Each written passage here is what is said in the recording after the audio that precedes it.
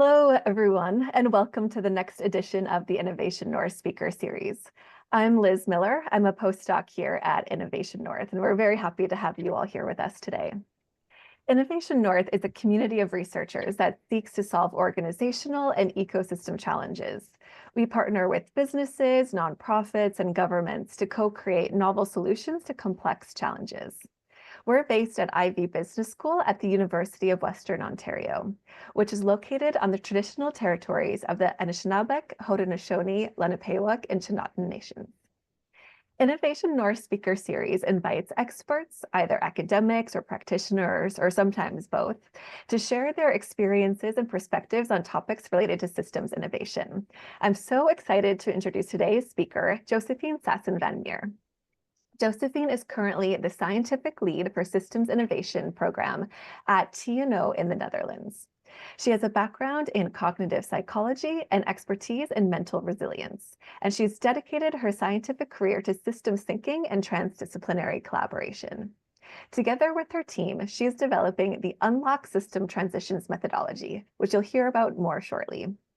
Currently, the Unlock methodology is being used by ministries, municipalities, knowledge institutes, and universities. Josephine's motivation in her work is to contribute to transitions that lead to a more healthy, fair, and compassionate society. So we're very excited to have Josephine here with us today. Before we jump into her presentation, one quick bit of housekeeping. If you have any questions, please put them in the chat, and then there'll be an opportunity at the end to discuss more. And with that, Josephine, the floor is yours.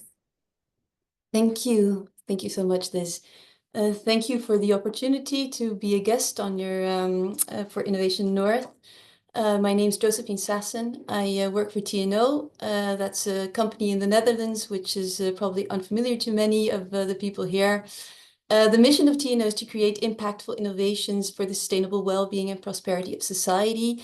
We have well over 4,000 people working there for a lot of societal challenges. And I would like to tell you something about our approach towards system innovation in general, for which we now have a 4-year program that's currently running and within which we've developed the Unlock System Transitions methodology. So my idea was that before we... Oh, wait, I'm pressing buttons, but nothing's happening. There we go. Before I start off with the presentation, that we'd quickly go through the main concepts of, systemic approach, transdisciplinarity. I think most of our audience is probably familiar with these words, but just to make sure that we start on the same page, let's start with that. Then I'd like to talk about, what makes transitions really hard to achieve, and then go on to what are the key ingredients for success. Then I'd like to tell you something about the Unlock methodology, and then go on to a couple of lessons learned, which are by far more than our best practices so far, but a lot of lessons learned that I'd like to share that I think are insightful and helpful, and the best practices also that we gathered so far. So if you do have questions, I will somewhere midway my presentation also probably make a pause and have some time for some questions to make it a little bit more interactive.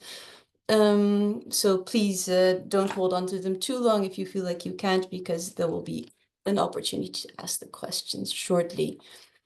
As I said, my assumption is that most of us already are familiar with these concepts, but just to start with an equal sense of the words that I'll be using throughout the entire presentation. We're currently confronted with a lot of many, complex societal challenges. And I think this is the starting point that everyone recognizes. So, the energy transition, cybersecurity, the current uprise of AI, affordable healthcare, scarcity of critical raw materials. So these are all super complex matters. And what makes them complex is that they have multiple determinants which all interact. So it's like a board of spaghetti. And if you pull one string of the spaghetti, not only, at the top layer where you can see it, things start moving in all different directions, but even in the deeper layers where you can't see it, everything starts moving. So this is what we call complexity.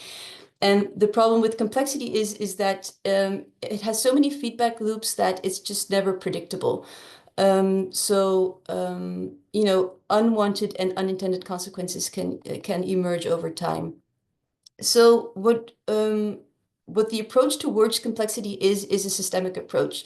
you look at the bigger picture. You see the interaction, you see the connectedness, you're zooming out, and then you use this insight to zoom in and go back at, the specific effects and the specific possibilities for change in the small scale that you want. So this is what we call a systemic approach, zooming out and then using that outward zoom to zoom in. What you won't, well, at least I hope what you won't hear me using is the word solutions, because in these complex matters, we don't look for solutions, we look for transitions. Solutions aren't realistic, it's too big and it's too complex, but we look for transitions, and transitions are new ways for the system to behave, new equilibria, in which the system can settle in a balance of actions and reactions. And these transitions is what we're really striving towards. And pushing towards these transitions is extremely difficult. And the reason that it's difficult is because we need to understand how these complex system works. And that requires that we take in 1,000-fold of interacting elements and stakeholders into account. So this is where the last word, transdisciplinarity, comes in. Because transdisciplinarity is the key ingredient for a successful systemic approach. So in order to push towards these transitions, you need to effectively bring together all these various perspectives on an issue. And you need to integrate the wisdom, the knowledge, but also, the concerns and the interest across domains, across stakeholder groups, across fields of expertise. And this is what we call transdisciplinarity. So I hope that this gives us an equal playing ground for the rest of the presentation as far as the words that I'll be using. So what I really like to go into is what makes system innovation vulnerable for failure. And there's really two things that we acknowledge that make system innovation vulnerable for failure. And the first is oversimplification, often caused by the urgent pressure to quickly gain results, quickly solve a problem. There's a time pressure. It's really important to quickly do something.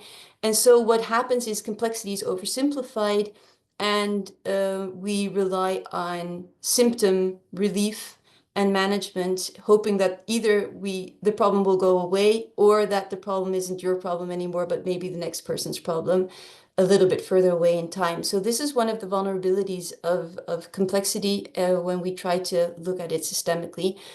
The other vulnerability is kind of the flip side of oversimplification, and that's when we really try to take the complexity seriously, but then we drown in it.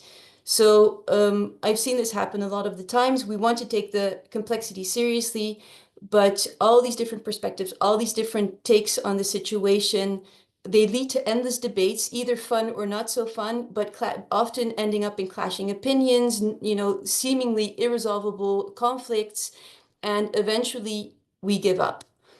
These are the two things that you really want to steer away from if you want to effectively work towards transition. So this is actually the thing that we at Unlock are trying to solve. Hoping that the last slide didn't make you too desperate, there are reasons for optimism, plural reasons for optimism. And the first and the foremost is that humans do have the potential for collaboration and for forward thinking. And it's been done before. This is a photo of a sewage system. But there are so many examples within human history in which we've seen that people have been able to, do things beyond our time and beyond our scale and work, towards futures that we wouldn't see ourselves, but that would be there for our children. So we have this potential in us, we have this potential to collaborate, and we have this potential to look forward. The other reason for optimism is that we also know how to unlock this potential. So not only we know that we can do it, but we also know how to get towards this way of collaboration. So I think maybe I hear you thinking, okay, yes, humans do have the potential for collaboration and forward thinking, but we also have, today's Western society, it's kind of, we acknowledge that there's a competitive market. Short-term interests prevail, oftentimes above long-term interest, where personal success is often celebrated. So in practice, when challenges we face appear complex and overwhelming, the threat of, unintended side effects, they can lead to hesitation or to the hasty quick fixes that we talked about before. So a lot of the times the context actually gears us towards short-term solutions, uncertainty about responsibilities. This is not my problem. Why should I be the one to fix it? That really hampers effective collaboration, and the multitude of conflicting interests often just paralyzes decision making. So this is the context that brings out the worst in us. And what we need to do is we need to start creating contexts that bring out the best in us.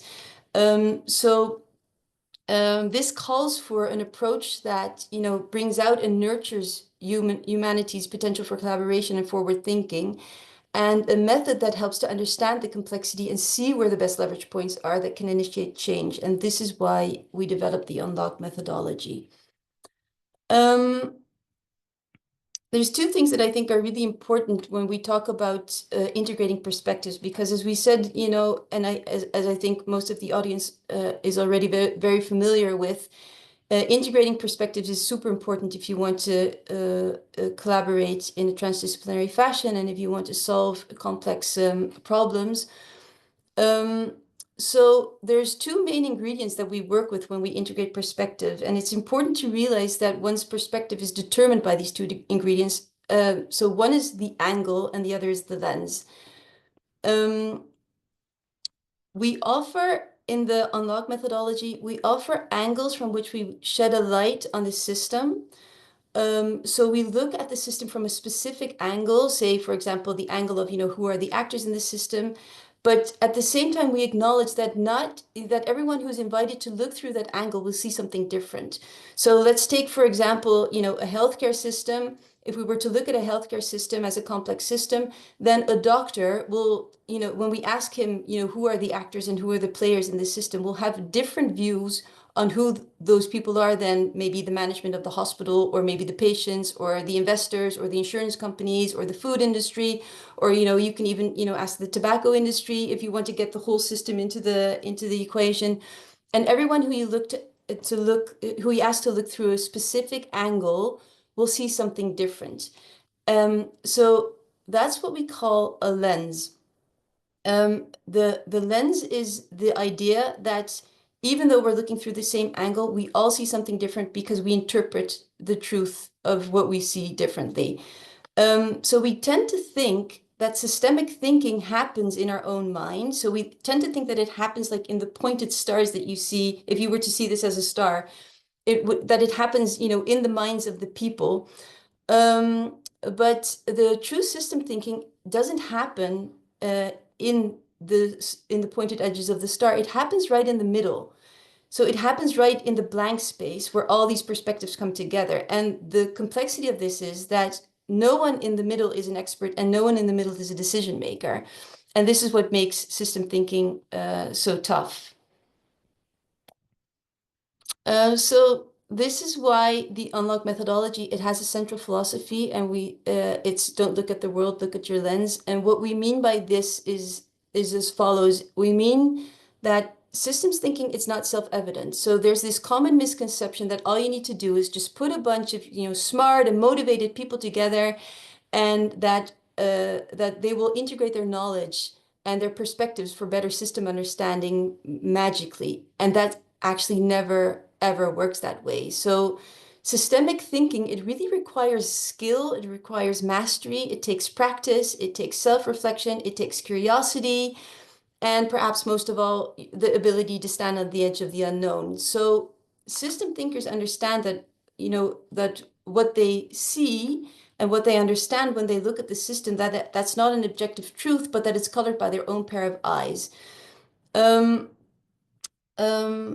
So this is an important thing to take into account when you want to engage in systemic thinking. So that was about the lens, and now about the angles. Within the Unlock methodology, as you can see at the bottom of the page, the transdisciplinary view is bringing together all these different perspectives and all these different angles. But what we want to bring them together on is on the system, right? We want them to look at the system in such a way that they start to understand it. So what we believe is that you need to start at the root causes of why a system behaves the way it does. And what I mean by the root causes is that we start at, you know, the base of why a system behaves the way it behaves. And oftentimes, or actually almost always, this is where mental models come in. So this is about mindset. This is about how we think about the world, what we think is true, what we think is valid, what we think is fair, what we think is valuable. This, in the basis, almost always determines how a system works. So I'm working from the inside out, as you can see. So we're starting at the bottom at mental models. Once we have determined, you know, what we think is valuable and what we think is true, this determines which goals we set for ourselves in a system. You know, what we want to achieve, what we want to bring about. Once we know what our goals are, this in turn influences the rules that we make. You know, what structures do we build that we work in, and who do we give power to either enforce or influence these rules and structures? This in turn dictates how much information goes from one place to the other, and what patterns start to show, what interactions there are that keep on reoccurring. And this influences the processes and procedures. That's, you know, what we do and how we do it. And this influences the actual physical world that we build. You know, will we build a church or a hospital, parking lots, traffic signs, borders, fences? So in a way, if you look at a system like this, you start seeing that how we think about the world and what we think is true and valuable has a direct effect throughout the entire system towards, you know, what we eventually, the world that we live in and that we see around us, and that we, you know, that starts to become tangible for us. What's important about this way of looking at systems is that almost always nowadays, even when systems are really complex and problems are really complex, the only two layers that we really know how to intervene in oftentimes are the top two, so the physical parts and the processes and procedures. So we change things, you know, we build a building, or we change a road, or we do something about the procedures or the processes, but hardly ever do we really understand that what we really need to do in order to you know, bring about transition is to look at the deeper layers in the system and see what we can do there to change how we think, for example, to change what the goals of the system are, and to change how power and structure and rules in the system are organized. So what you see on the left-hand side is how a system can spiral towards system failure. And you can see in the words that I'm using on the left-hand side, you know, what happens in the deeper layers of the system that actually are already showing towards system failure and unintended consequences.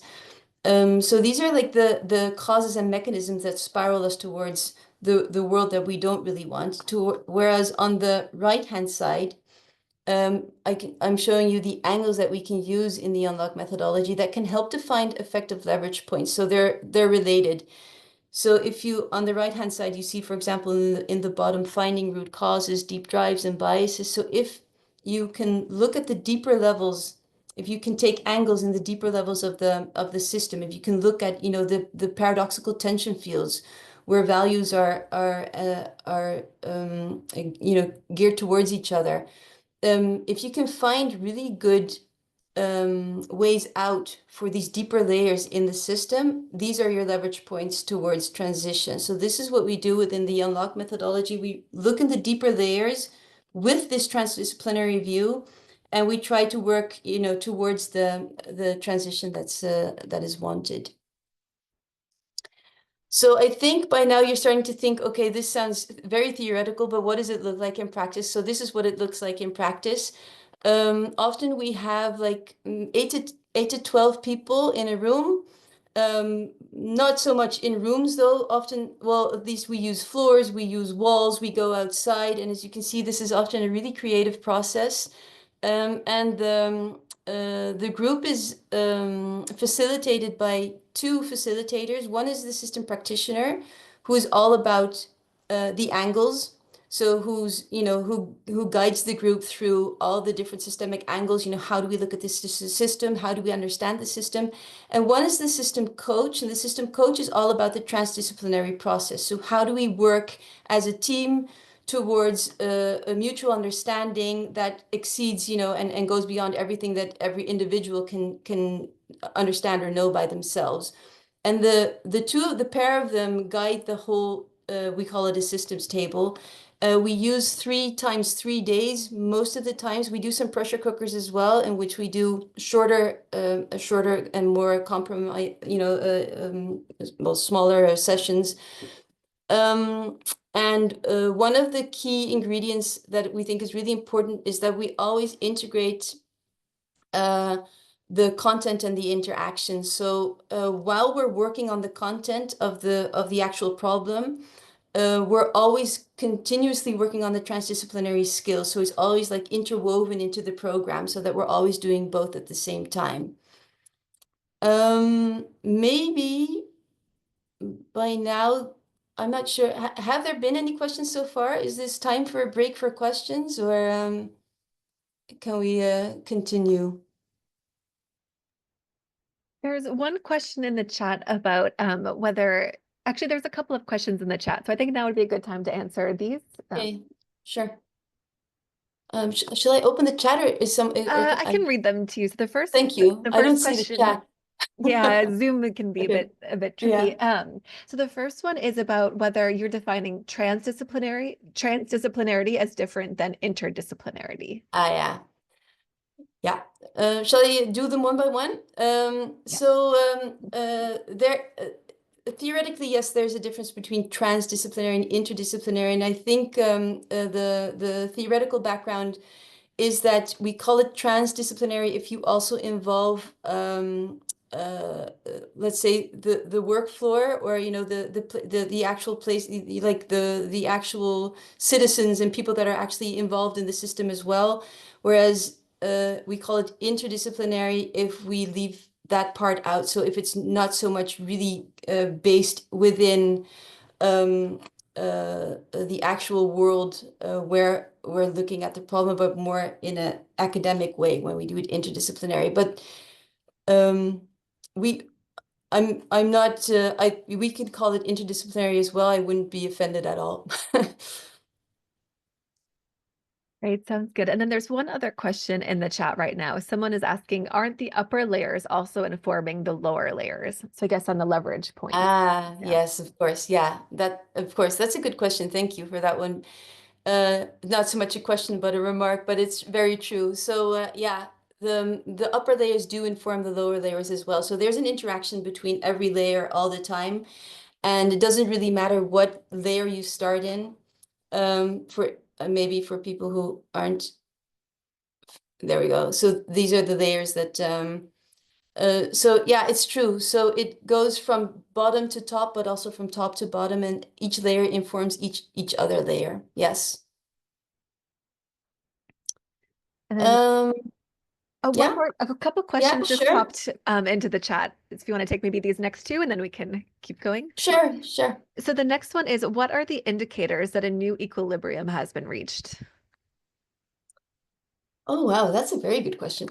Um, um, um, I'm wondering if the person who asked the question has an idea behind the question, because I think that we could go in numerous, like in numerous directions with this question, but I'm not sure if, Yeah, I don't actually have oh, anything specific. I'm just trying to ground this idea of a new equilibrium, which I've also read elsewhere, as to sort of what does it look and feel like? Like, how do you know that something has actually happened? yeah. So how about we take the, I'm sure that, well, we're in the Netherlands at least, but I'm sure in Canada it's been the same. The example of the COVID crisis, for example. So I think in a way we can kind of notice that after the COVID crisis, that there's been a new equilibrium, at least when it comes to maybe work-life balance, for example. So this could be an example of how a system has found a new equilibrium where online, like things like this, I think before COVID were much more complicated and much less frequent, where we easily have contacts, from our own home or from different offices, and, have really good content that we can share, even though we're not physically in the same room. So this, just as an example, in how in this case a crisis kind of made some upheaval, and eventually when it settled, there was a new equilibrium. People, we started working differently. Does that answer your question as an example for what a new equilibrium would be in Yeah, I think that's yeah. helpful. I'm hoping as we go through this, we can also explore that with some other examples of maybe social systems change or deliberate systems change, something that someone's trying to, something that somebody is trying to effect as opposed to something that just happened. Yes, so this wasn't deliberate, you mean? Yeah. Yeah. Yeah, yeah. Well, let's progress through the present. Were there any more questions, or was this? There's a couple more questions, but I think you might answer them in your next slides anyway, so we'll come back to them at the end. Okay, great. Okay, so continuing this, so I showed you a slide on what the unlock process looks like, as in what people are doing and sitting on the ground and sticking post-its everywhere. But this is what we actually guide them through. It consists of 3 phases, and we have a phase 0 that goes before the system table actually starts. So before the 8 to 12 people start the systems table, we have a first phase in which we involve just as many stakeholders as we can, and we explore the wicked problem. So what usually happens is, I'll take an example. So for example, the municipality of Rotterdam approached us last year. And they said, okay, we have this huge budget that we're going to spend on vulnerable suburbs within the municipality of a couple of suburbs in Rotterdam that we see that they're spiraling down. So we see more criminality. We're seeing more children, dropping out of school. We're seeing more people not, engaging in work. And we have a big budget, and we want to make sure that we use it in such a way that we actually, go towards the upward spiral. So we want to kind of change what's going on in these suburbs. So what we did with them is what you do is you bring together all the stakeholders that actually are involved in the system, most often on the higher decks. So maybe like the mayor of Rotterdam and a minister and people who are actually involved from like the upper layers of the deck. And with them, we discuss, okay, so what needs to happen, and what do the outcomes need to be of the systems table? So once we've done that, we kind of define what the hopes for the transition would be, and what the results of the table need to be. And of course, depending on the subject, this always differs. And only once we've done that, we actually start with a group of experts. So on the first day of the actual systems table, we really go to work. And our first priority is to invest in the ways of thinking and working that are needed and that we think will result in the most productive, individual and group skills towards our goals. So the people that are invited at the table are invited because they represent all the different perspectives that you need. So in this case, in the city of Rotterdam, we had people from schools, we had people who knew about work, we had people who were experts in poverty. So we had a broad range of all these different perspectives, but we also had like someone who, an economist, and a very different range of experts at the table. And what we tried to do in this phase 1 is we really tried to lay a foundation in this transdisciplinary work, where we make the first start in this group of experts who are true experts in their field of expertise, but of course are not necessarily trained as system thinkers. So what we need them to start learning is, start building this mental flexibility, postponing their judgment while they're bringing in their knowledge. And, and especially what we find often is really hard is for them to remain in this state of not understanding and not knowing exactly where we're going for quite a while. And so this is something that we need to nourish and kind of install in the group. And that's why we have this first phase, which is a day in this foundation of transdisciplinary work. And then we go to work on the content.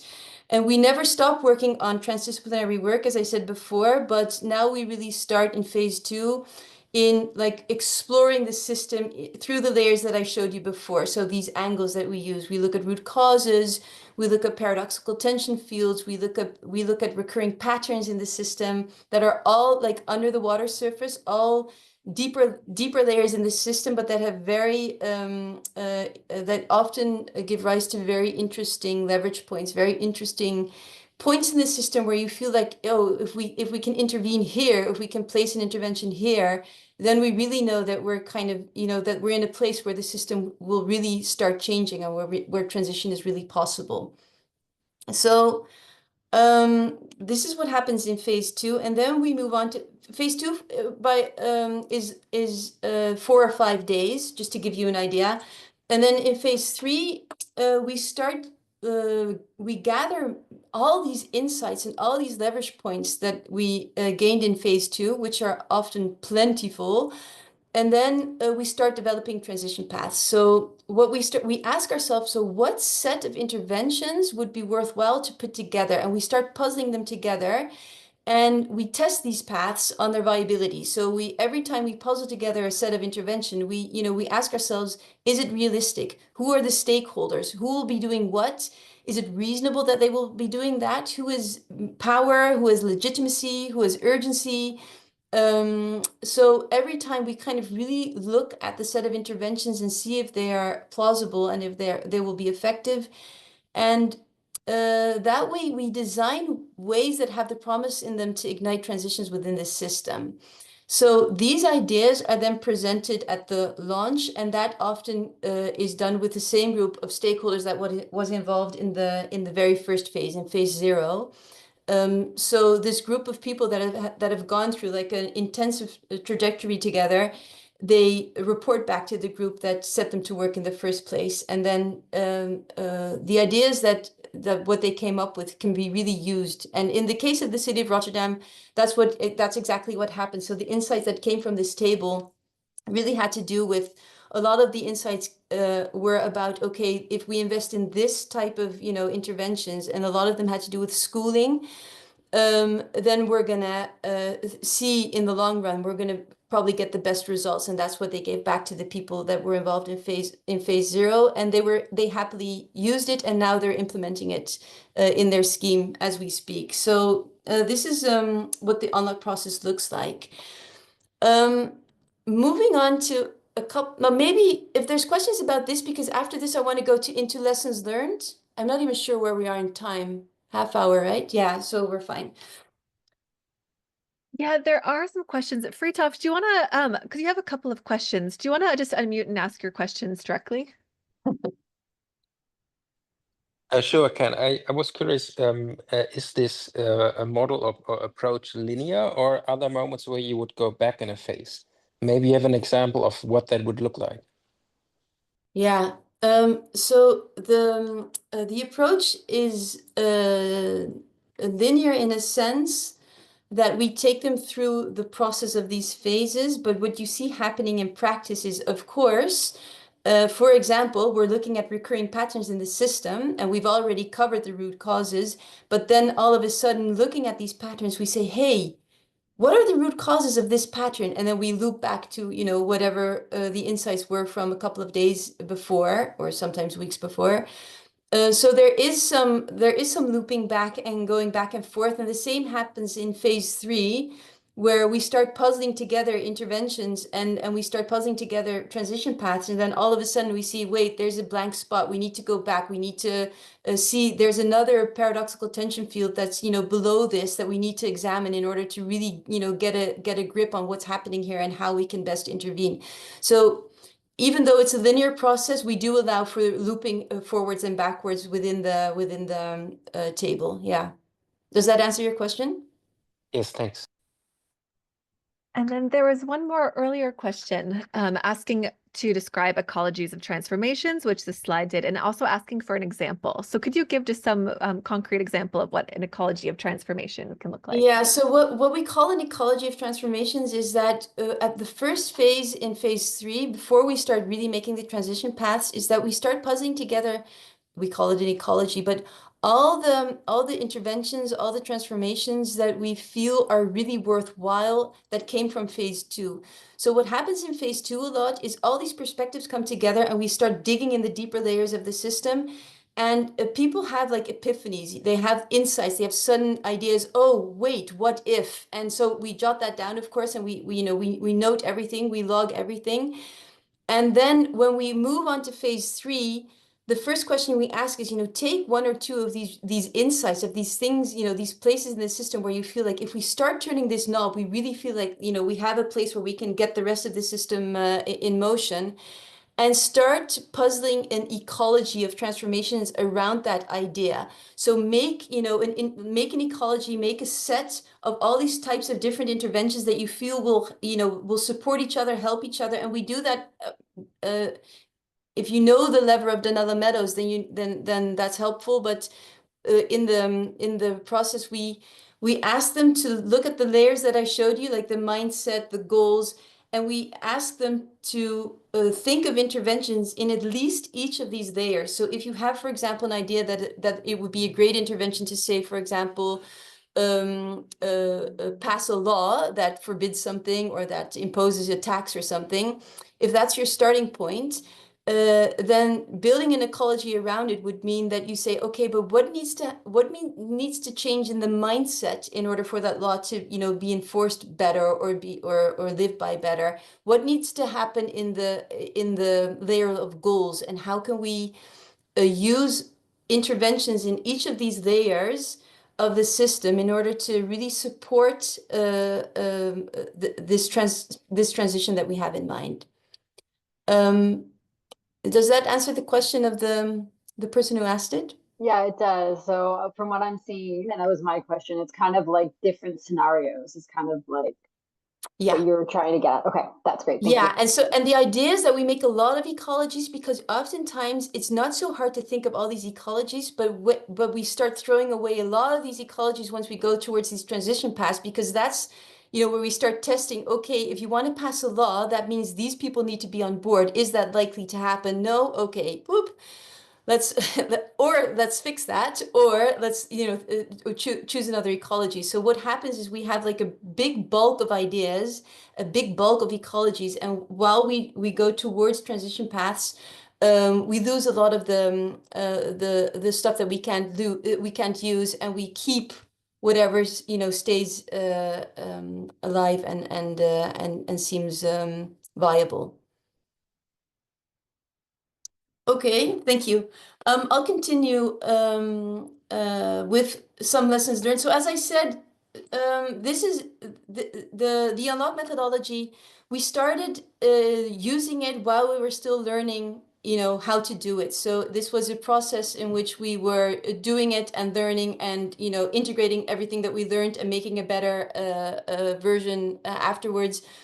And I think it's nice to share a couple of the lessons that we learned, because I think many of you might recognize them, or you can be warned that this is at least how we experience it. So one of the things that we experienced, that is this system innovation, is this also always a smooth process? Not in the least.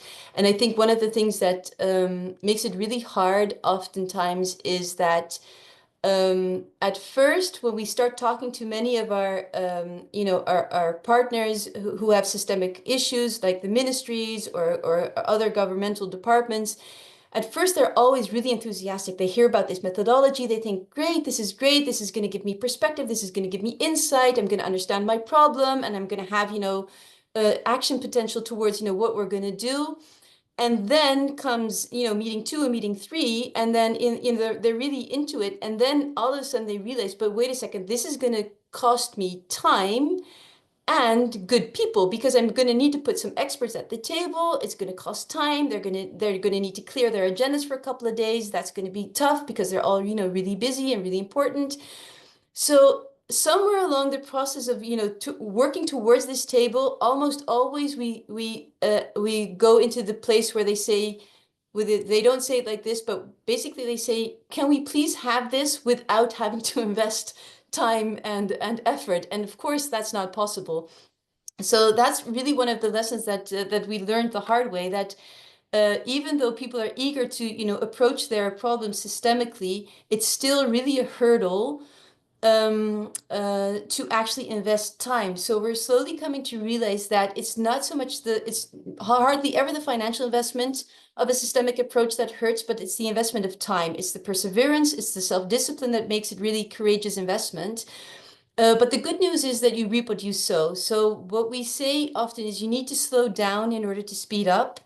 So you invest time and effort, but in return you gain time savings. So and by the way, fewer unintended consequences and quick fixes, and hopefully also more impact and effort. But so what we need to go through with many of our partners who we do this with is that we have to go through the process where we say you need to slow down in order to speed up, and you need to invest time and courage in order to reap time and courage. So this is one of the lessons that we really that we're still struggling with. By the way, this is not something that that's easily overcome. So also, if there's anyone in the audience who has ideas about this, I'd be very happy to hear about that. That'd be great. Another lesson that we learned, we call it transdisciplinarity washing. But the idea of this is that systemic thinking and transdisciplinarity is kind of a buzzword momentarily. So sometimes it's really hard to know if businesses are really eager to work in a transdisciplinary fashion, if they're really eager to approach things in a systemic way, or that it's more window dressing. And so even when a systemic approach is hailed in as the new way forward in all earnest, still we often encounter that the commitment and the persistence that it requires, sometimes it just makes it really hard to follow through for these organizations and for these ministries and governmental organizations. So what we often see is that there's so many customary checks and balances, and that just don't apply when you're thinking systemically and when you're working systemically. But that is really hard for organizations to change the way they work. So often the people that are asked to do something systemically, they have to jump hoops that really aren't designed for them to jump, and the management of the expectations goes off. So the sponsors kind of, they go back and they think, we're not really sure if this investment is worthwhile because it's taking a long time before we're getting the results, and we don't really know where we're going yet. So one of the difficulties that we're also still struggling with, but that we talk about with our partners, is that we ask them to think like 5-star chefs. We make the metaphor of a 5-star chef, and I'm not sure if Ottolenghi is as famous in Canada and everywhere else in the world where you're watching from as he is in the Netherlands, but transdisciplinary collaboration is really about unlocking emergence. And that's exactly what great chefs do, right? Because, it's like finding the recipe to an amazing new and spectacular dish, but you don't know beforehand what you're going to make. You have to try and try again, and then fail, and then tweak, and then try again, and then radically change your idea because it failed again, and then try again. So this idea of perseverance is really important, and we really try to make sure that our counterparts and our partners are aware of this, that this is really important, so that it doesn't turn out to be window dressing, and that they can really engage in transdisciplinary work. Another lesson learned, the last I think, is that there's never a problem owner. So one moment of epiphany for many of the participants at a system table is often really early on in the process already. And we work with them on what's called the salience model, but it's like a stakeholder field. And we do that towards the beginning and towards the end. We do it twice. We ask them who has power, who has urgency, and who has legitimacy for the transition that you have. And the person, of course, who has power and urgency and legitimacy, if you make like 3 circles, that would be the person who's like in the middle of the circle, who has who ticks all 3 boxes, and we call it the ultimate stakeholder. And often we do this in big setups. So we put people, in big ropes on the ground, and we ask them, stand in the force field. And of course, the middle place where the ultimate stakeholder would be is nearly almost empty. So there's never a ultimate stakeholder. And then what happens is then the people in the group say, oh, wait, that should be a ministry, or it should be some governmental institute that should be in the middle. But then often the person who impersonates the ministry says, well, no, can't be me. I don't have urgency, or I don't have power, or it shouldn't be just me. It should also be that ministry. It should also be that ministry. So in most cases, this circle, it stays empty.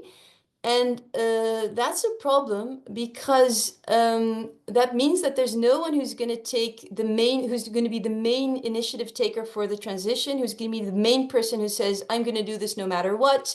So the group is often has like a disillusion, like the disillusion of, oh, wait, there's no ultimate stakeholder. So who's the problem owner of this problem, and who's going to fix it?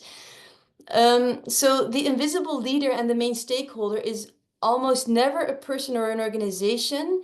So what we do in order to fix this is it's the common purpose. So what we try to do in the phase 0, as I showed before, but we do it throughout the table, is it's really of utmost importance to find what binds everyone at the table, even if they don't agree on how, but on what they believe is important to achieve. So this is the third lesson that that keeps on coming back, and that we keep on trying to work with. I have one more best practice, which is called the levee walk. But looking at the time, maybe it's better to see if there's some questions first, and then see if there's still time for this last best practice. And if not, I can do it quickly or more elaborate. Are there any questions about the lessons learned that I shared? We have a few questions from earlier, but do you want to do just a quick walk through the levee walks? I think it's nice to give people some tangible best practices to walk away with. Okay. Then we'll go through the levee walk. So the journey of transdisciplinary collaboration, it has a parallel with exploring unfamiliar terrain, right? Because you're all starting at this table. You're all starting on a subject that's bigger than your own expertise. You're an expert in one domain, and everyone, all these different domains are coming together. And so it's exploring unfamiliar territory. And the fact is that no one knows exactly where we're going and exactly what to look for when we're starting this, this approach, when we're starting a systems table. So the question is, how do we navigate, towards the most interesting and most promising parts of this new unexplored landscape? Because it's so big, the system is so big. So how do you know that you're getting the right places, that you're looking at the right places in such a big system without wasting a lot of time? So we like to use the analogy based on how the Hadza people, that's one of the last hunter-gatherer societies, and how they explore unfamiliar terrain. And what they do, you can see it in the picture. So what they do looks a bit like this. They skip entire parts of the unfamiliar terrain, and then in some parts they start digging and going back and forth and looking and digging deep. And then they skip a whole part again, and then they start digging deep again.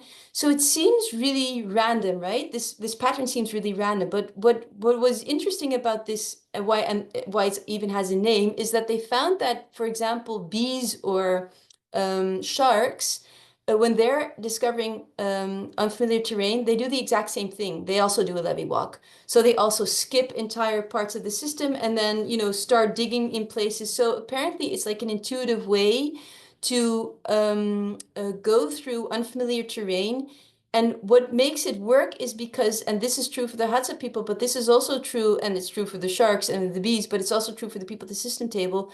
These are experts at the table. They have an intuition of where to dig. So you kind of have to trust the process and see where the group says, wait, this is where we're digging, and this is what we're skipping, and this is where we're digging, and this is what we're skipping.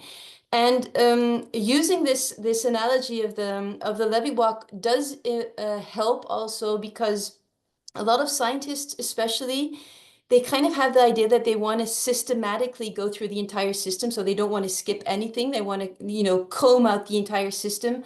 But, of course, oftentimes you don't have the time or the resources to do that. So you can't look in every nook and cranny. So you have to find a way to trust the process and trust the intuition of the experts and let them do the levee walk. So let them, show them the system, show them the angles, and then let them choose where are they going to dig deep and where are they going to skip.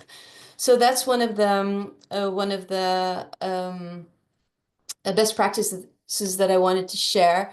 I quite like this quote by Carl Jung. So of course, it's not always necessary to uncover new paths. It's not always necessary to gain revolutionary ideas for transition. But the other part of it is that we do have this stubborn tendency to kind of reinvent the wheel. And then we package it, of course, as if it's shiny and new, but often it's kind of, old wine in new skins. So the real challenge is that we kind of want to instill on the tables is to continue wandering despite the uncertainty and the feeling that there's a path. So during our tables, we really stress the importance of, of progress over perfection. We say, focus on revising and nuancing and stop trying to know for sure and be right. So we really encourage the participants to replace their sense of certainty and convictions with the mindset of questioning and gathering insights. And we tell them about the levee walk to kind of help them to do that. So that's one of our best practices. This is my last slide, and it's kind of like the 3 promises of a good systemic approach. So if I were to say if there's 3 things that you really should take into account, I would say start at the heart of the system. So the deep system intelligence, look for leverage points that are rooted deep within the system, and only then connect them to interventions that are more towards the shallow end of the system. That would be the first. The second is pathways to transition. So I think I said this before, so we don't talk about solutions, but we talk about pathways, plural, that bring the system towards a wanted transition. So the progress over perfection idea is really important because you want to encourage the stamina for the longer haul, and you want to manage the expectations that system innovation will very seldomly bring about a perfect solution, but is always about a pathway towards a new equilibrium.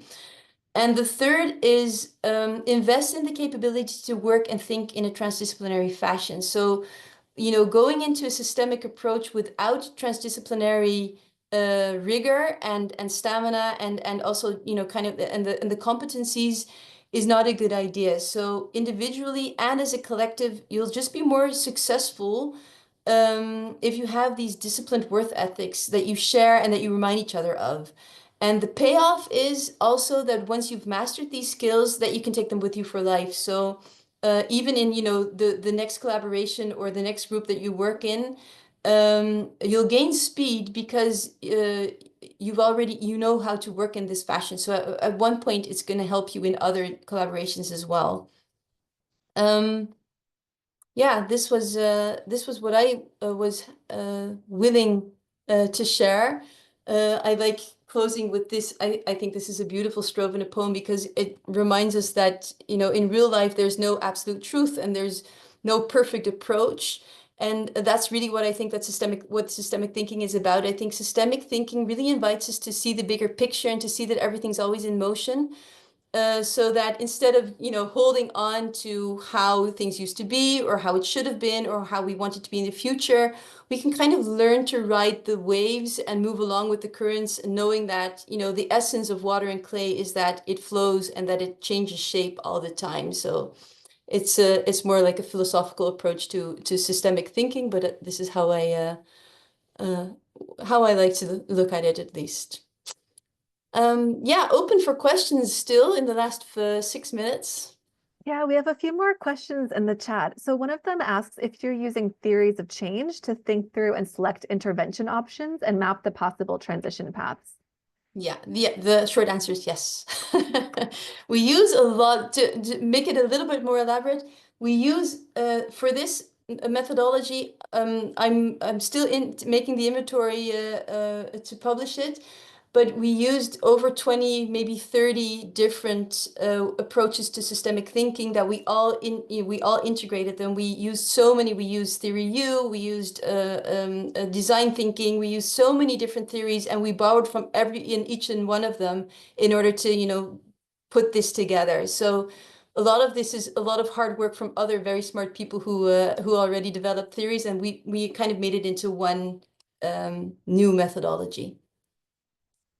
Great. And we have a couple about the how that I'm going to combine. So how do you know that you've reached the root causes? How do you identify the paradoxical tension fields and the archetypal recurring patterns? Yeah. So how do you know that you reach the root causes? We do this exercise, we call it 5 times why. But we go through the system with the participants, asking them, why do you think this? So let's take, for example, we want to do something about a mobility challenge, right? But people need to stop wanting 2 cars. At least in Holland, this is a problem because it's a very small country and everything's very congested. I think maybe this is not a good example for people who have a lot of space. But in Holland, this is a big issue. So families having 2 cars in front of their homes in really small congested cities, that's starting to become a really big problem. So then we do a 5 times why, and we say, so why do people want cars in front of their houses? Well, maybe it gives them a sense of freedom because you can step into your car and go wherever you want, whenever you want to. Okay, but why do you want this freedom? And we go into we go on with this why question until oftentimes you kind of hit the level where the participants say we want it just because it's the essence of what people are evolutionarily geared towards wanting. And it also often pertains to, we want to belong, we want like togetherness, we want a community, we want autonomy, we want an idea of our own autonomy, we want safety, we want health. And these are very, very, we call them like the base level needs that people often have and that they subconsciously often also look for. And we ask the group to go all the way back to those root causes of why people want what they want. And what they often see, especially, for example, when we're looking at paradoxical tension fields, when you have 2 opposing values, and then they go into the root causes, into the why, and then they start seeing that often on both sides of the polarities, in the basis, people want the same. So they want either the one or the other. They want short term or they want long term, but they both want it because they want, for example, to belong to a community, or they want, for example, to have autonomy, or they want to have togetherness. So this is how we really work through paradoxes, and we really work through the patterns, and we always go back to root causes to see where does it come from, and why is this behavior so important, and why do people want to hold on to it. Great. Thank you so much, Josephine. And thank you again, everybody, for joining us today. And thank you, everyone, also for the great questions. So we have one more speaker series session left of this academic year. Jess will put the link in the chat. So Ralph Hammond of the University of Cape Town's Graduate School of Business will be joining us in April to share his experience of how to enact on-the-ground systems change through multi-stakeholder dialogue. So we hope to see many of you there. And thank you again, Josephine, for this session. And thank you again, everyone, for joining us. Thank you very much. Bye. Thank you, Josephine. Thank you.